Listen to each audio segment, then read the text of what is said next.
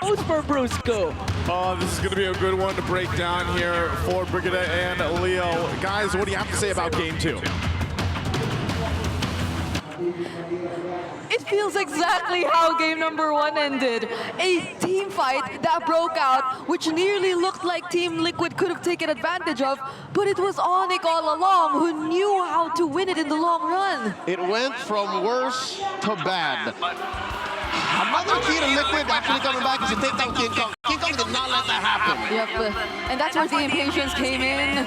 The entire, oh, we could go for it. They saw this. The Salmon Force, it was already burned, but they didn't take into account King Kong. They didn't take into account that there was a wall, that there was a kick, and that there was the vacuum that could... Now, after 3 weeks of a break and what, a month and a half of the patch drop-in, he understands now. He knows where he can play. He knows the space in the metagame that he can move around and operate in. And the Hayabusa gives him such a great toolkit to do just that. We saw how much he was able to maximize all of that, especially considering as it wasn't as perfect of an early game for TLPH2.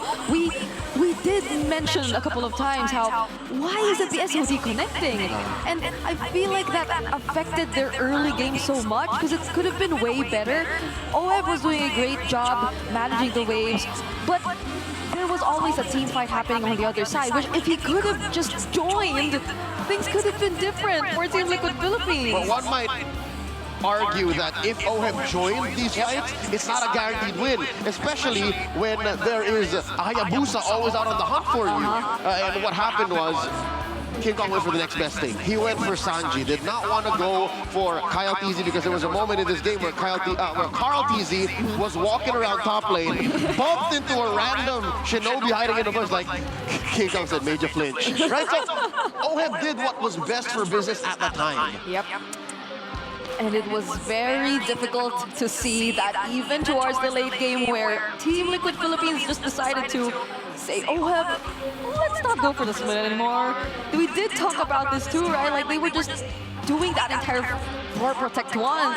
They knew how badly they needed to protect OHEB, but even that didn't work anymore. Sanji had too much of a hard time. This is something we mentioned too earlier that we didn't see in game number one, you know? Sanji died maybe 3 or 4 times too much, and he did what he could. Again, he was a threat magnet. He was doing everything in the early to mid that Liquid could not afford to do with Carl and OHEB. But again, we have to give our flowers to